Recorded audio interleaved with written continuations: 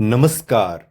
आप सुन रहे हैं द बॉलीवुड रेडियो और मैं हूं आपके साथ आकाश।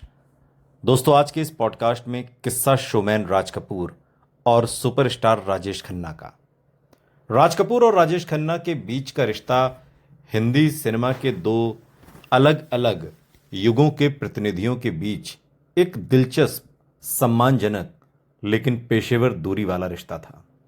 ये दोस्ती उतनी सार्वजनिक और घनिष्ठ नहीं थी जितनी इंडस्ट्री की कुछ अन्य जोड़ियों में देखी गई, लेकिन एक गहरी पारस्परिक समझ और सम्मान राज कपूर और राजेश खन्ना के बीच में जरूर था, जो उनके इंटरव्यूज, इंडस्ट्री के किस्सों और उनके काम के प्रति नजरिए से भी साफ तौर पर झलकता है।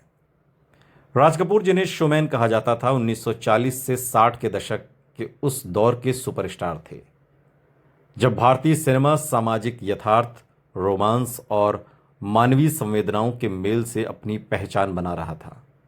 आवारा, श्री 420, जागते रहो, मेरा नाम जोकर जैसी फिल्मों के जरिए उन्होंने न सिर्फ एक अभिनेता बल्कि एक फिल्मकार के रूप में भी अपनी अलग पहचान बनाई।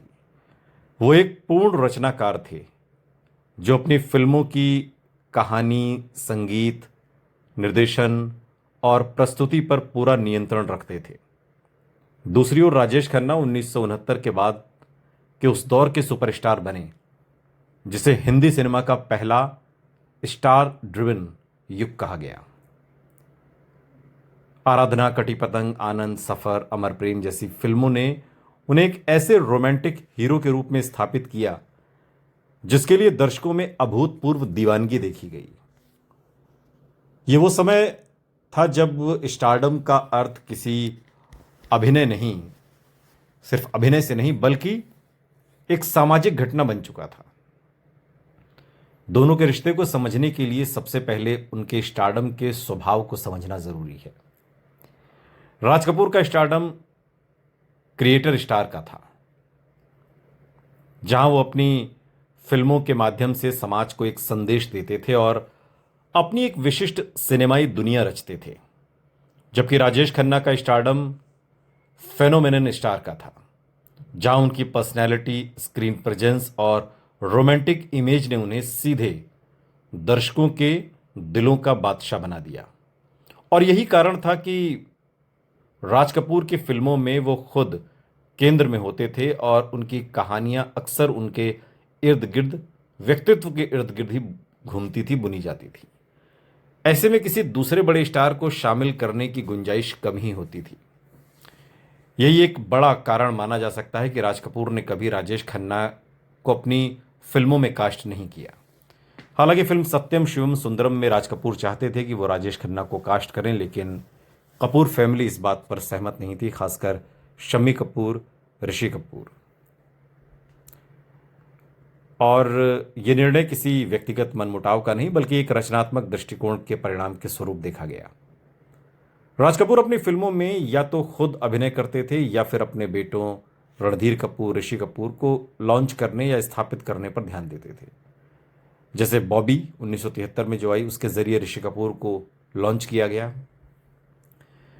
हालांकि काफी लोग, उस दौर के इतिहासकार, ये भी मानते हैं कि बॉबी के लिए राज कपूर की पहली पसंद राजेश खन्ना थे, लेकिन चूंकि उनका बजट इतना ज़्यादा था कि राज कपूर के लिए अफोर्ड कर पाना बहुत मुश्किल था, और सो उन्होंने अपने बेटे ऋषि कपूर पर दांव खेला और ये दांव चल भी गया।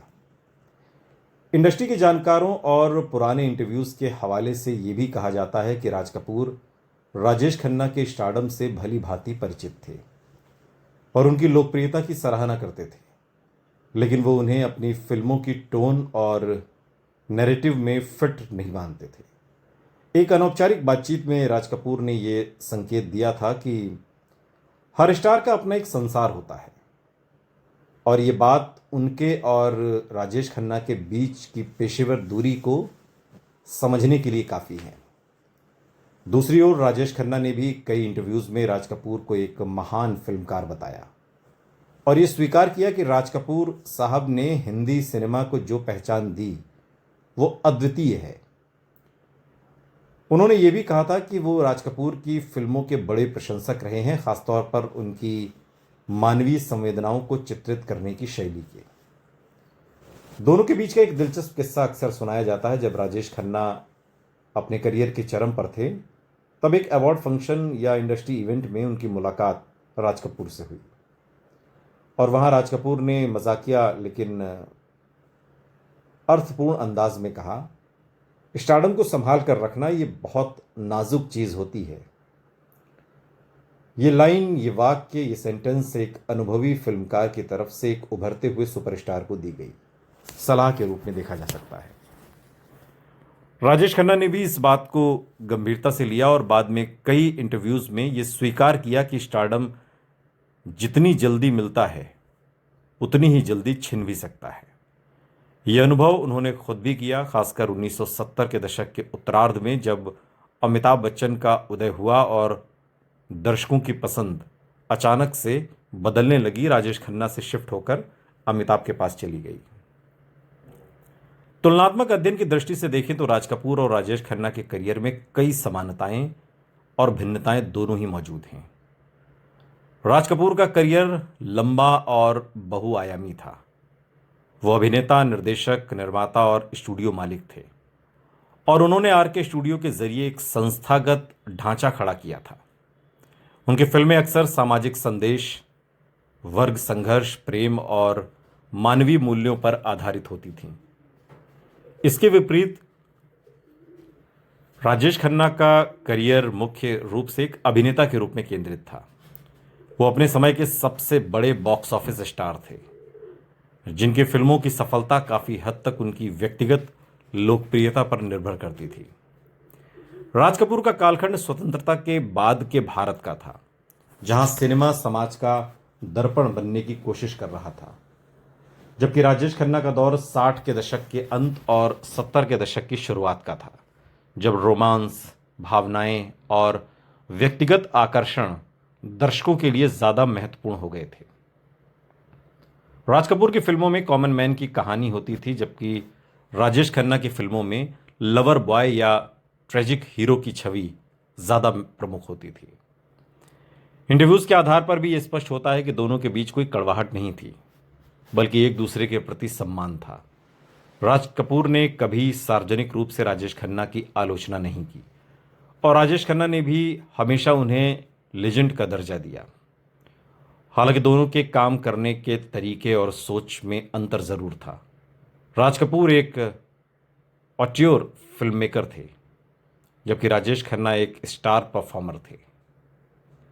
राज कपूर और राजेश खन्ना का रिश्ता हिंदी सिनेमा के दो युगों के बीच एक पुल की तरह है।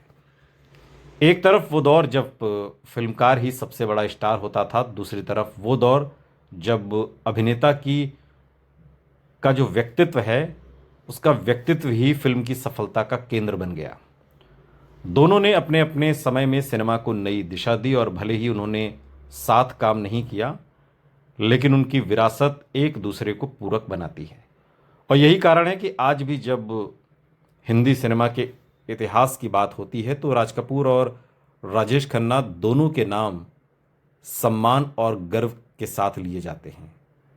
दो ऐसे सितारे जिन्होंने अपने अपने अंदाज में सुपरस्टार की परिभाषा को गढ़ा और उसे नई ऊंचाइयों तक पहुंचाया भी। सुनते रहिए द बॉलीवुड रेडियो, सुनता है सारा इंडिया।